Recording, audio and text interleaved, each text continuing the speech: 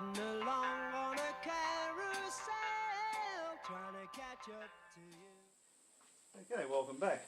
As you can see, what we're going to do here today, we're going to take this caster wheel assembly, and what we're going to do, we're going to make it into a shop turntable. There's probably a million of these things around, but this thing was too good to pass up. As you can see, she's pretty heavy duty. What we're going to do today, we'll cut it. We'll give it a cut along here and a cut along here, and we'll weld a top and bottom plate on it, so then it becomes a true turntable, and hopefully it'll take up to 400 plus kilos. So what we'll do now is get into marking it. You may or may not be able to see the marks I've already put on it. I've measured it about 35, 40 mil, whatever keeps you happy. Get it nice and straight, nice and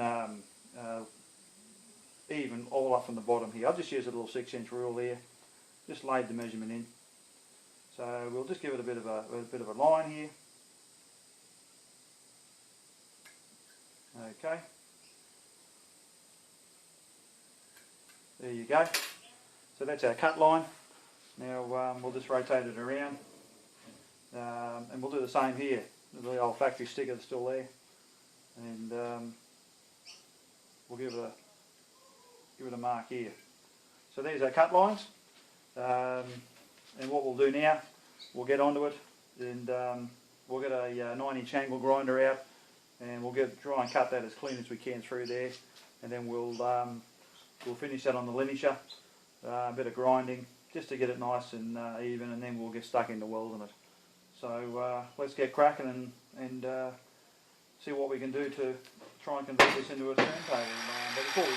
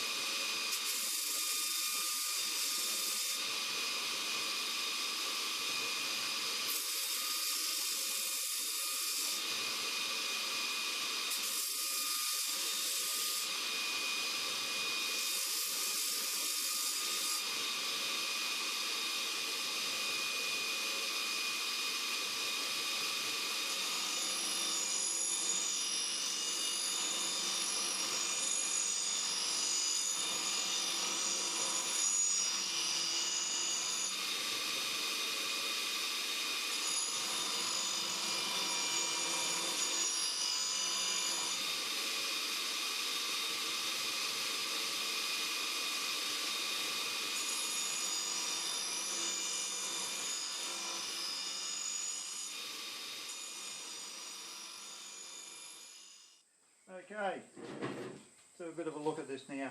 As you can see, we've cut the bracket there, nice and neat. One cut only. In fact, we didn't have to do too much linishing to it at all. It's nice and level. We also put a bevel, on the off the grinder on here, just so that when we go to weld it, it can get a little bit of a bite in there. Get plenty of penetration. So same as this side, one cut, do it properly, do it once, do it right, and you'll come out with good results. So 99% preparation, 1% of the job, and you'll get it right if you just take your time and do it right. So what we'll do now, we'll get the plates. We're fairly lucky that I've got a couple of plates laying around here, and just left over from an old job, and as you can see, 16mm plate. It was just from an old job we had, and a bit of scrap laying around the workshop. Look, it's for a turntable, okay? So you're going to have, it doesn't really matter. You can use timber for the base if you like, nice and thick. As it is, what we're going to do is we'll weld that on there, like so, and we'll get a second plate, and we'll put that on top, like so. We'll give it a nice weld, and what we'll end up with is something akin to that. So what we'll do now, we'll just do the alignment markings. We'll line it up and make sure we get it in as best in the centre as we can, and we'll get stuck into welding it. So let's see what we can do. Rightio, we've measured this up. We've measured equally from edge here to edge, from edge to edge. You don't have to be too precious about this. You've got to try and get it equal all the way around. I'm fairly lucky. I've got a good sized plate here to work with. We're not always that lucky. This is some old holes that were in a previous part of a job. I'm not worried about that. We just took the measurements from the edge here. So now she's nice and central. What we're going to do now is we're going to weld.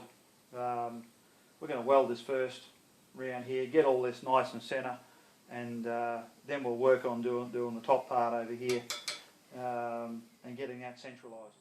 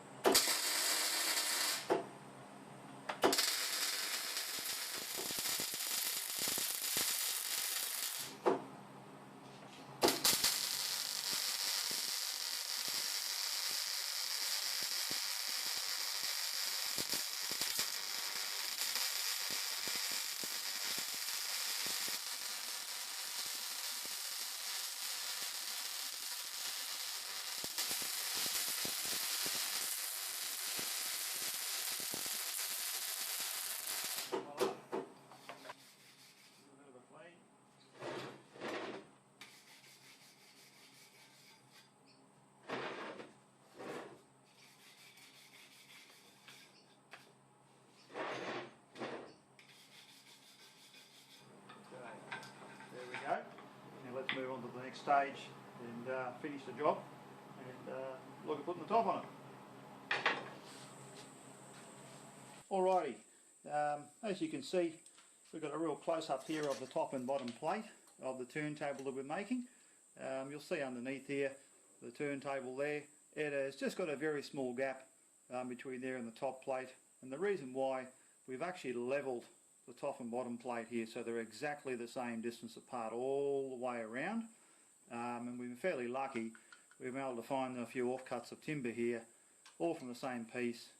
It keeps it all exactly the same height without too much of a gap up here, just enough to lay a weld in there. Some people actually use a bolt and a couple of nuts, or a nut, and in fact you can wind the nut up and keep it level that way as well.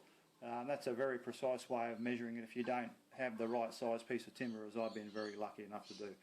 So what we're going to do now, let's get stuck in and give this a bit of a weld. We'll take it in place. We know it's all exactly right. We'll turn the welder on. Okay, we've got it all ready to go. We'll get the helmet on. Be a bit safe. And what we're going to do is we'll just we'll put a couple of tacks in. Put a couple of tacks in here, just to get a locket in place, and then we can get right in there and give it a good weld. So let's see what we can do here.